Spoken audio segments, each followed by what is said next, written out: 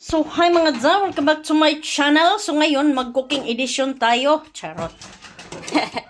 So, kasi yung asawa ko is nagano siya, nangala siya og tinulang isda. So, pumunta kami kanina sa Market, bumili kami ng salmon kasi salmon lang yung fresh nila na isda dito.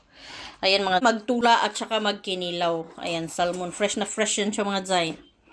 Hati-hatiin namin para ano. Oh, hati-hatiin namin siya mga dzay kasi isang buong isda yung binili namin. So, para matagal siya maubos kasi malaki yung isda. Malaking isda, mahigit 1 kilo at ayun mo.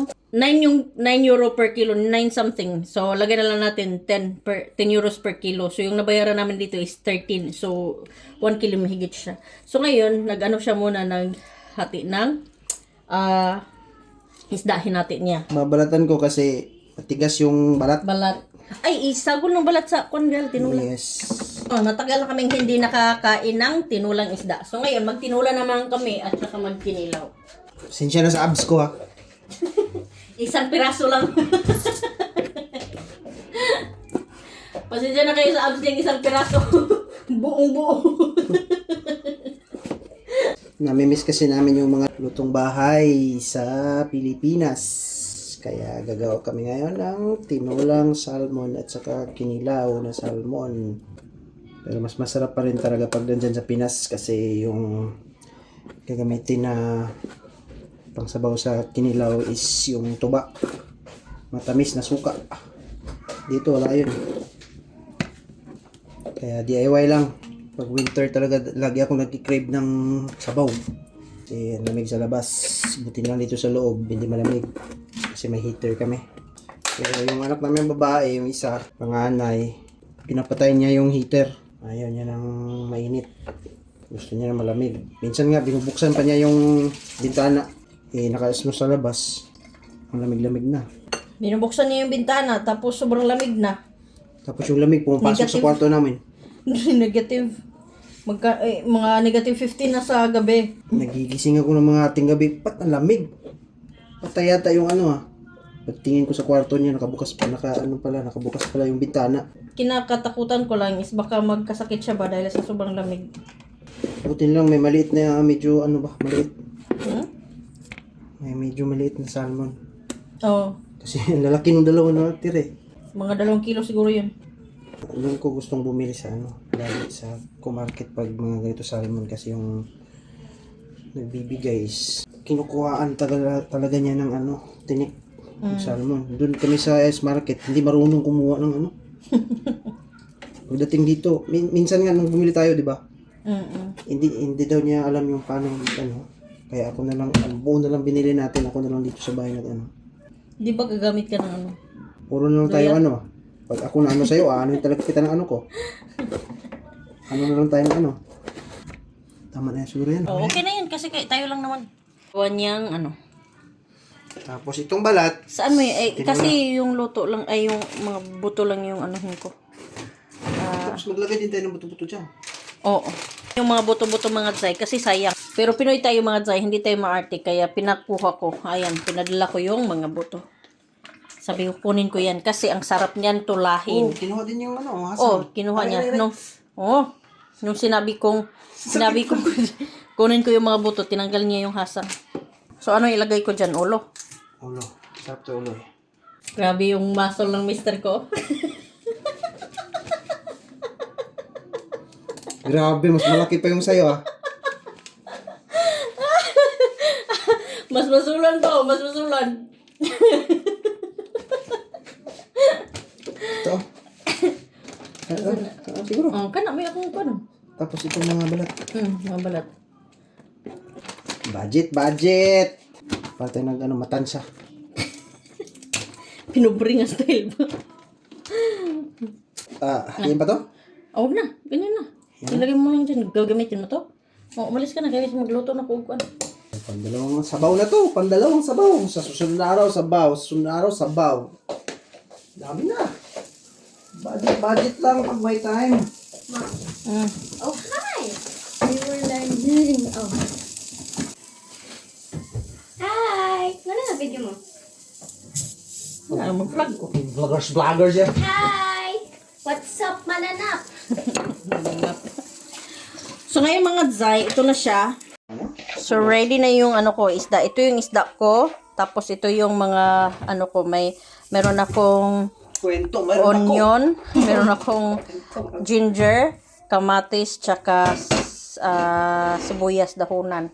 Ayan, so nagpakulo na ako ng tubig dito mga Zay. Ayan. So antayin ngayon ilunod ko na tong ano, itong kamatis.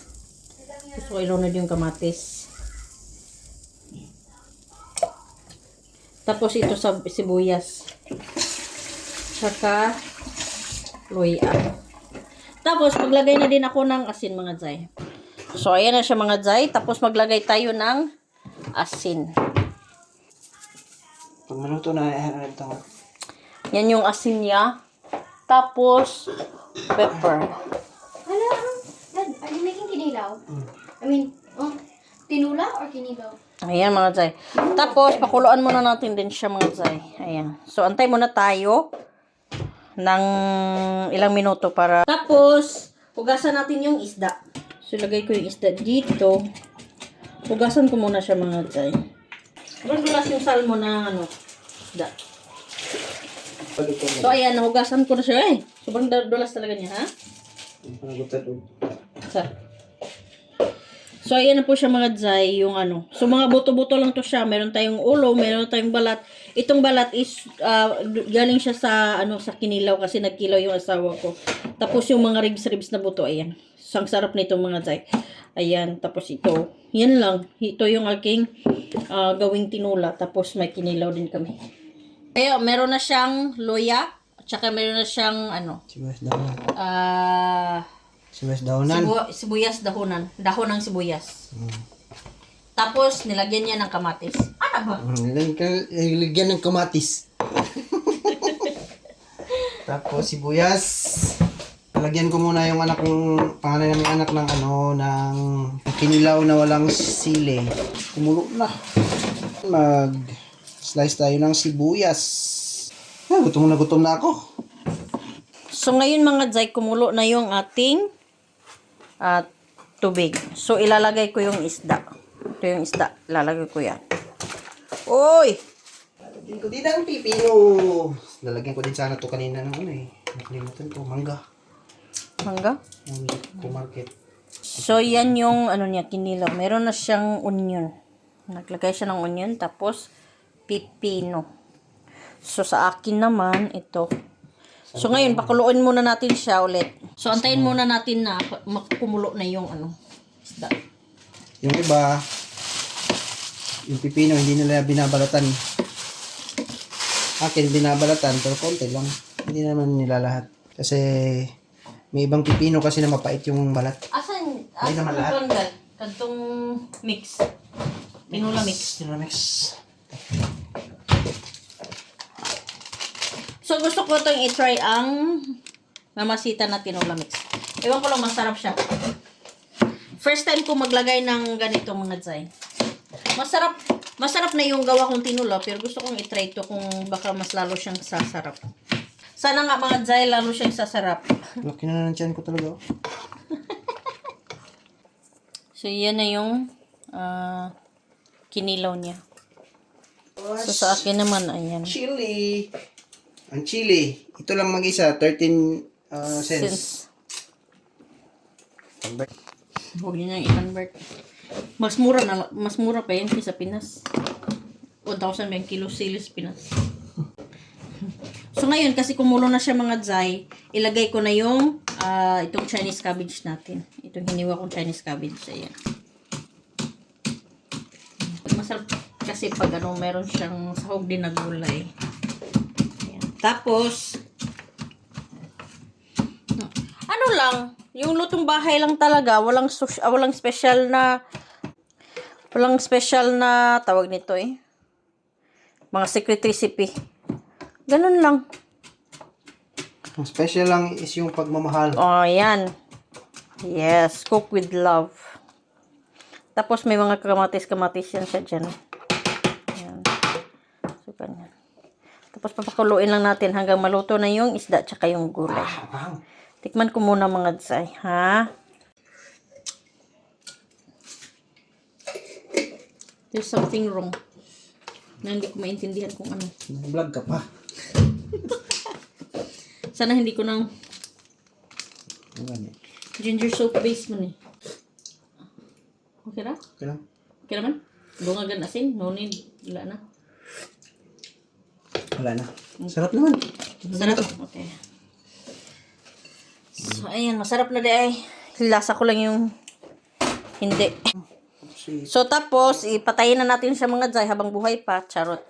So, ayan. So, ito na yung aking tinula. Ayan, suka. Dato puti. Dato puti. Dato may ug puti. Ug dato may itom. Yan. Kinilaw. Ayan. Sarang our tinola and kinilaw for dinner. Tapos kanin namin with baho. Ayan. Okay.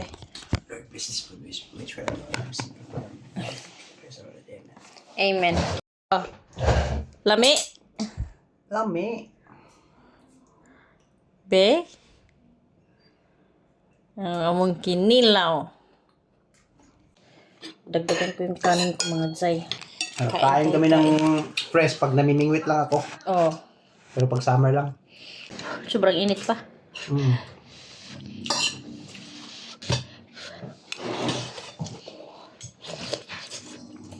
Hindi naman mahal.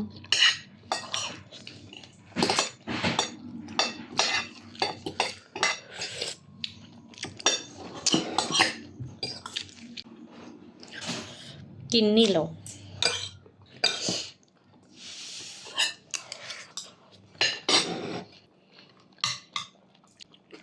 Kumit anak mo, di dakog tiyan. Problema ako.